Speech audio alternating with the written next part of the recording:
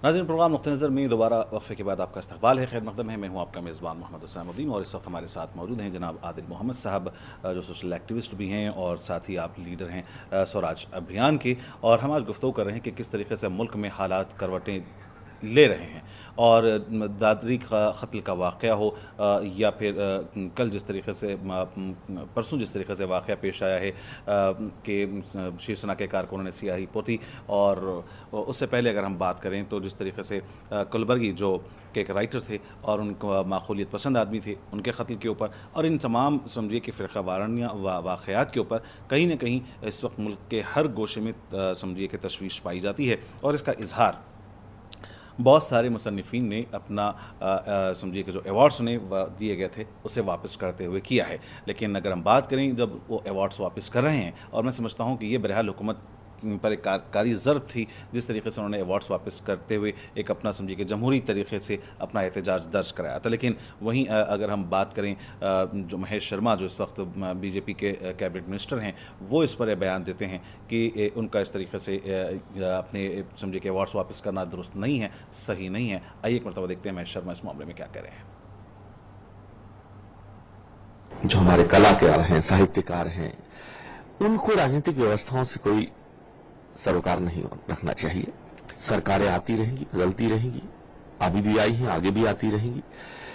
वो जो इस काम में लगे हुए हैं, राष्ट्र के जिस काम में लगे हुए हैं, संस्कृति सभ्यता को संरक्षण करने के जिस काम में लगे हुए हैं, उसको आगे बढ़ाने के काम में लगे हैं, उसमें लगे, अपनी आवाज उठाएं।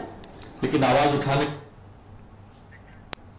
और नाज़रीन, जैसा कि आपने देखा कि महेश शर्मा का यह कहना है कि इन मामलात के ऊपर इन अदीबों को समझिए कि अपने अवार्ड्स वापस करना उनके लिए कोई ज़रूरी नहीं था, ऐसा कहना है महेश शर्मा का। लेकिन इसके जवाब में कांग्रेस पार्टी के PL पुनैया का यह कहना है कि महेश शर्मा बल्कि मरकज़ी सरकार पर अब तक जबकि तकरीबन 30 से ज़्यादा अफराद ने अपने अवार्ड्स वापस किए हैं, लेकिन कोई उनके कान पर जू नहीं रेंग रही है। आइए देखते हैं कांग्रेस पार्टी के लीडर का इस मामले पर क्या बयान है। देखिए, महेश शर्मा जी वैसे तो संस्कृति मिनिस्टर हैं, कल्चर मिनिस्टर हैं, लेकिन बातें सब अनकल्चर्ड तरीके से कहते हैं। और अभी जो साहित्यकारों साहित्य अकेडमी अवार्ड्स 23 लोगों ने वापस किया है और उनके कान पर जू नहीं रहेंगी। और विशेष रूप से अब कह रहे हैं कि जिसको लिखना बंद करना हो तो बंद कर दें, बंद करेंगे तो देखा जाएगा। तो इस तरह की भद्दी बातें हैं। और जो राइटर्स हैं, जो अवार्ड जिनको मिला है, उनको सम्मानित किया है देश के द्वारा, उनके बारे में कहते हैं कि उनका रिकॉर्ड चेक करना चाहिए। तो बहुत ही आपत्तिजनक है, गलत है। उनकी निंदा की जानी चाहिए, उनको माफ़ी मांगनी चाहिए देश से, राष्ट्र से।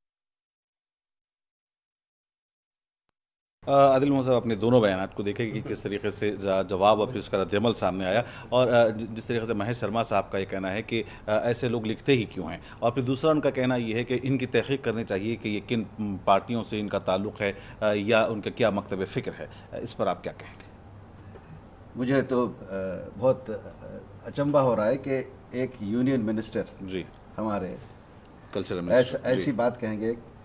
एक ख़ास बात आप उसमें नोटिस किए होंगे, एक जुमला उन्होंने कहा कि ये लोग साहित्यकार हैं, ये लिख रहे हैं, ये राइटर्स हैं, इनको अपना काम करना चाहिए, सियासत में दखल नहीं देना चाहिए। मैं इन मिनिस्टर साहब से पूछता हूँ, ये मुल्क उनकी कोई विरासत है क्या जी? इनके बाप दादा कोई बीजेपी की कोई अपनी मिल्कियत है क्या? ये मुल्क उनकी मिल्कियत है क्या? एक राइटर पॉलिटिक्स नहीं कर सकता है जी। पॉलिटिक्स क्या देश के हित से हटकर करते हैं ये लोग जी। और मैं समझता हूँ कि हिंदुस्तान की आज़ादी में भी बहुत बड़ा योगदान रहा है इन राइटर्स का, इन शायरों का, इन मुसन्निफीन का। तभी तो मैं समझता हूँ कि जब हर गोशे से आवाज़ उठी तभी तो आज़ादी हिंदुस्तान बिल्कुल। देखिए, अब मैंने जो आपको पहले सेशन में जो बात उठाई थी कि कलम की बात, अब वही बात यहाँ पर आ गई। और एक मैंने बात उठाई थी कि इस मुल्क में अक्सर बहुत बड़ी अक्सरियत, बल्कि बहुत थोड़े से लोग हैं जो फितना पैदा करते हैं। आप देखिए, ये सारे जो मुसन्निफीन हैं, जो राइटर्स हैं, ये लोग कौन लोग हैं? ये अक्सरियत के लोग हैं। ये वो लोग हैं जो इंटेलेक्चुअल फेस देते हैं हिंदुस्तान को सोच देने वाले लोग हैं, हिंदुस्तान में एक सही दिशा देने वाले लोग हैं, इंसानियत को और हिंदुस्तानियों को और इल्म के साथ नवाजने वाले लोग हैं, और मुल्क की कल्चरल ट्रेडिशंस को, मुल्क की कल्चरल आस्था को बचा कर रखने वाले लोग हैं। ये वो लोग हैं जो सोच को बनाते हैं। अब अगर हमारे लोग, हमारे ही हुकूमत जिसको इलेक्ट करके हमने पार्लियामेंट में भेजा है, वही नुमाइंदा अगर ये कहता है कि भाई सियासत हमारा काम है, आप करते रहे कल्चरल, ये तो बहुत ही गलत इल्ज़ाम है। वो इल्ज़ाम है सारे हिंदुस्तानियों पे, वो फ्री थिंकिंग माइंड्स पर, कि वो अपने दिमागों पर ताले लगाएं। तो बात वहाँ आ गई जो मैं कहना चाहता हूँ आपके इस चैनल के माध्यम से, ये कहना चाहता हूँ कि ये बहुत ही तकलीफदेह बात है कि अब कलम नहीं, फ्रीडम ऑफ स्पीच नहीं, अब जहनों पर ताले लगाने की बात करते हैं ये मिनिस्टर साहब। ये बीजेपी के मिनिस्टर ये कहते हैं कि आप सोचना बंद कर दीजिए, ये मुल्क में हम जो सोचेंगे वो होगा, हम जो कहेंगे वो होगा, आप मेहरबानी करके मत सोचिए। सोचना, काम करना, लिखना, पढ़ना, चलाना, ये हमारा काम है। ये बहुत ही खतरनाक बात है, इसके कड़ी सख्त में निंदा होनी चाहिए और बहुत बड़ी मुहिम होनी चाहिए कि ये लोग सोच पर ताले लगाना चाहते हैं। बीजेपी, आरएसएस, विश्व हिंदू परिषद, जितने फितने पैदा करने वाले लोग हैं, ये हिंदू और मुसलमान ये मुत्तहिद होकर इन लोगों का जवाब देंगे। और अब देखेंगे आने वाले दौर में इन लोगों की बात चलने वाली। मुल्क बहुत बड़ा है, मुल्क में जो जिस किस्म की सोच है वो सोच कामयाब होगी। इन सब के दरमियान अगर हम बात करें हमारे वज़ीर आज़म नरेंद्र मोदी साहब की, तो वो हर मामले में अपने मन की बात के ज़रिए लोगों तक गुज़िस्ता साल 1.5 साल से पैगाम पहुँचाते रहे हैं। लेकिन गुज़िस्ता चंद दिनों से मुल्क में जो वाक़यात पेश आए हैं उन पर अभी तक उनकी लबकुशाई नहीं हुई है। बहरहाल चुप्की वो साधे हुए हैं। खा वो दादरी का मामला हो, जिस तरीके से कुलकर्नी साहब का ये मामला हो, कहीं पर भी उनका कोई बयान, उनका रद्द-ए-अमल, उनका ट्वीट अभी तक समझिए कि सामने नहीं आया है। अगर लेकिन बहरहाल कल एक समझिए कि अचंभे वाला बयान अमित शाह साहब ने ये दिया है कि जैसा आपने बात की मुजफ्फरनगर की, मुजफ्फरनगर फसादात में कहीं ना कहीं संगीत सोम जो इनके एमएलए हैं, बीजेपी के रुकन असम्बली हैं, उन पर हौफ उठते रहे हैं और उन्होंने खुद बीजेपी ने तहनीत भी पेश की। लेकिन जब वो हाल ही में दादरी के मुकाम पर जब वो विजिट करने के लिए गए, उसको पहली मरतबा अमित शाह ने कहा है कि संगीत सोम को वहाँ नहीं जाना चाहिए था। लेकिन अब तक हम देख रहे हैं कि वज़ीर आज़म की जानिब से इस तरह का कोई बयान नहीं आ रहा है। कोई दादरी का मामला मैं समझता हूँ कि बैरून मालिक में भी ये मसला गया है और ख़ुद पाकिस्तान की जानिब से भी समझिए कि इस पर तनकीद हुई है। ये और मसला है कि वो करना चाहिए नहीं करना चाहिए था। लेकिन बहरहाल आखिर वज़ीर आज़म की खामोशी कब टूटेगी? दो चीज़ें हैं इसमें, एक तो है वज़ीर आज़म की खामोशी, उस पर मैं आप बयान बोल दूंगा आपको। दूसरा है गौ हत्या या काव जी या ये काव स्लॉटर, ये एक मुद्दा, दो मुद्दे हैं। और एक मुद्दा है वो सियासत है। पहली बात जो आपने कही, नरेंद्र मोदी बात क्यों नहीं करते? ये बहुत बात करते हैं जी, इतनी बात करते हैं कि पिछले जितने प्राइम मिनिस्टर थे उन सब की रिकॉर्डिंग अगर लगाएं, 1 साल में वो पूरा कर चुके हैं जी। अभी आने वाले 4 साल में सब बोनस में बात करेंगे। किसी प्राइम मिनिस्टर ने इतनी बात नहीं की। गैर जिम्मेदार बात करते हैं, सारे मुल्क से हटकर बैरूनी मुल्क में जाकर बड़े बड़े बातें करते हैं। लेकिन मुझे ऐसा लगता है कि नरेंद्र मोदी जी ने आउटसोर्स कर दिया इंडिया को। पता नहीं किसको आउटसोर्स किया है।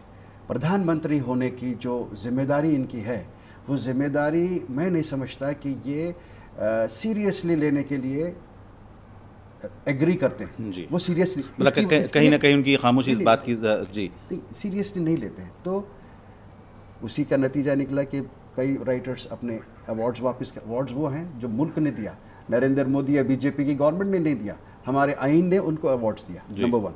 नंबर 2, अखलाक अहमद की जो ख़त्ल हुआ, एक आदमी बिहार में जाकर पब्लिक रैली में, इलेक्शन रैली में सारी बात कर देते हैं कि हिंदुओं को, मुसलमानों को मिलकर गरीबों के लिए गरीबी ख़त्म करना चाहिए। अरे भाई, लोग नफ़रतें अगर फैलाएंगे, डर का माहौल क्रिएट करेंगे, और जो आपका कानून है, मुल्क का कानून है, आइन है, जो लॉ ऑफ द लैंड है, उस लॉ ऑफ द लैंड के बारे में नरेंद्र मोदी क्यों नहीं सोचते? जब कानून बचेगा और लॉ ऑफ द लैंड बचेगा, सिक्योरिटी रहेगी, लोगों के अंदर खौफ ख़त्म हो जाएगा, जब ही तो गरीबी ख़त्म होगी। ये डर के माहौल से एक बेगुनाह और जो है बिल्कुल इनोसेंट आदमी जिसका कोई गुनाह नहीं था, आप टारगेट करके उसको एक मॉब कल्चर में, एक मॉब कल्चर है। एक खास बात आप महसूस कीजिए, नरेंद्र मोदी साहब की गवर्नमेंट आने के बाद एक किस्म का एक इनको एंकरेजमेंट मिल गया है। फिरका परस्त फ्रिंज एलिमेंट्स, चाहे वो कोई कहें, आप सैफरन कहें, उसको आरएसएस कहिए, वीएचपी कहिए, कोई कहिए, ये इन लोगों ने ये समझ लिया है कि भाई आज हमारी हुकूमत आ गई है। हम जो बिल्कुल दबे हुए थे लोग, जो नहीं समझते थे कि हम कुछ करने से हमको कुछ नहीं होगा, वो आज समझते हैं कि हम कुछ भी करेंगे तो कुछ नहीं होगा। तो वो लोग मॉब कल्चर की वजह से ये मसाइल हैं। बिल्कुल सही कहा आपने कि मॉब कल्चर बहरहाल पैदा करने की कोशिश की जा रही है। तमाम चीज़ें हमने प्रोग्राम में इस पर डिस्कस किया है। 2 मिनट का वक्त बाकी रह गया। आदिल मोहम्मद साहब, आपसे हम जानना चाहेंगे कि आप इस वक्त स्वराज अभियान के कायद हैं और बड़े जो हिंदुस्तान के समझिए कि थिंकर्स हैं, प्रशांत भूषण साहब, योगेंद्र यादव साहब, इनके साथ आप इस वक्त काम कर रहे हैं। आपका क्या एजेंडा है? किस तरीके से मुल्क को फिरका परस्ती की लहर से वापस बाहर निकाला जा सकता है? देखिए, हम समझते हैं कि प्रशांत भूषण, योगेंद्र यादव, ये ऐसे नाम हैं जो मुल्क में democracy, freedom of speech, freedom of expression, हर किस्म की जो कानूनी ताकत हमको दी गई है एज ए शहरी, उन सब के लिए ढाल बनकर खड़े रहने वाले लोगों का नाम है प्रशांत भूषण, योगेंद्र यादव। हम सब साथी स्वराज अभियान उसी के लिए अपनी पहचान बना रहा है। देश भर में चाहे फॉर्मर्स का इशू हो, चाहे फिरका परस्त लोग हों, उनके खिलाफ खड़े रहना और हक की बात करना, चाहे ये राइटर्स का मसला हो, कोई भी हो। लेकिन आगे का रास्ता कैसे? आगे का रास्ता ऐसे है असाम भाई कि मुल्क भर में आप किनारा होकर मुल्क में कामयाब नहीं हो सकते जी। चाहे मुसलमान कहें, क्रिश्चियंस कहें, माइनॉरिटीज़ कहें, दलित कहें या अपर कास्ट कहें, एक गुलदस्ता है हिंदुस्तान, और गुलदस्ता बहुत बड़ा हो चुका है जी। ये क्योंकि गुलदस्ता बेहतरीन हो चुका है, ये ताकतों को डर ज़्यादा होता है कि ये लोग इत्तेहाद में आ जाएंगे तो हमारे एजेंडे का क्या होगा, आरएसएस के एजेंडा का क्या होगा। तो होना ये चाहिए कि देश भर में जी प्रशांत भूषण जी का एक बहुत, आप काफ़ी देखे होंगे, स्टेटमेंट्स भी हैं, योगेंद्र यादव जी भी कहते हैं, हम भी कहते हैं, ये कहते हैं कि अमन कमेटीज़ कायम होनी चाहिए। देश भर में हर डिस्ट्रिक्ट में एक अमन कमेटी कायम होनी चाहिए, जिस अमन कमेटी में ज़िम्मेदार, इज़्ज़तदार और सूझबूझ वाले, वसूख वाले लोग उसके मेंबर हों, और हर मज़हब के लोग हों, हर स्टेचर के लोग हों। वो लोग इन सारे चीज़ों पर नज़र रखें और हर वक्त फसाद होने का इंतज़ार नहीं, किसी को मार देने का इंतज़ार नहीं, कोई गलत बात हो जाए इसका इंतज़ार नहीं, किसी कुलकर्णी पे कालिक थोप दे उसका इंतज़ार नहीं। एक ऐसे माहौल बनाने की ज़रूरत है और माहौल रेडी है। हिंदुस्तान का अक्सर, ये जैसे मैं कह रहा हूँ, 95% लोग इस वक्त इंतज़ार करते हैं कि हमको अमन कायम रखना है, पीस, सिक्योरिटी एंड फ्रीडम जी। ये तीनों चीज़ों की आपको ज़रूरत है। और मुल्क में हर डिस्ट्रिक्ट में स्वराज अभियान ये चाहता है कि अमन कमेटीज़ कायम हो सारे देश में, हर डिस्ट्रिक्ट में। मैं कह रहा हूँ हर डिस्ट्रिक्ट में, चाहे नॉर्थ ईस्ट हो, कश्मीर हो, तेलंगाना हो या केरला हो या महाराष्ट्र हो या यूपी हो या बिहार हो, अटाली जैसी आप उसका जिक्र नहीं किए, अटाली में एक ऐसा माहौल है, वही माहौल दादरी में आ गया। एक बिल्कुल स्पेसिफिक किस्म का, एक एक्सपेरिमेंटल किस्म का ये लोग फितना पैदा करते हैं। अटाली में आपको मालूम है मस्जिद के साथ जो मसला हुआ और लोग, एक फसाद हुआ जो बिल्कुल बयान नहीं कर सकते, उतना टाइम नहीं है, लेकिन घर छोड़कर लोग चले गए। आज भी अटाली में कम से कम 25 से 30 मकानों के लोग अटाली गांव में नहीं रहते हैं, वो अपने रिश्तेदारों के पास रहते हैं। ये 40 किलोमीटर है दिल्ली से, नरेंद्र मोदी की कुर्सी के करीब 40 किलोमीटर है, और ये नरेंद्र मोदी की सरकार, बीजेपी की सरकार, हरियाणा में भी बीजेपी की सरकार है, दिल्ली में भी बीजेपी की सरकार है। ये लोग वहां पर किसी को राहत दिलाने के लिए कोशिश नहीं करते, ना पुलिस, ना एडमिनिस्ट्रेशन, ना कोई। तो इसका मतलब क्या होता है कि ये खास तरीके से एक छोटे छोटे पॉकेट्स में जो इकोनॉमिक्स को इफेक्ट ना करे। अब ये आकर हैदराबाद में मेगा सिटी में ये नहीं करेंगे, आईटी हब बेंगलुरु में जाके नहीं करेंगे, हैदराबाद के कोई बड़ी सेंटर में नहीं करेंगे, बॉम्बे जो इकोनॉमिक हब है उसमें नहीं करेंगे। ये जाकर छोटे छोटे पॉकेट्स में, जहाँ पे 50,000 लोग हैं, 500 मुसलमान रहते हैं, वहाँ पर ऐसे फितने करेंगे। फितने कर कर जहनी तौर से, मैं जो कह रहा हूँ, हमको एज ए शहरी और as a Muslim, as a Hindu, हम सबको ये समझना चाहिए कि ये मुल्क किधर जा रहा है।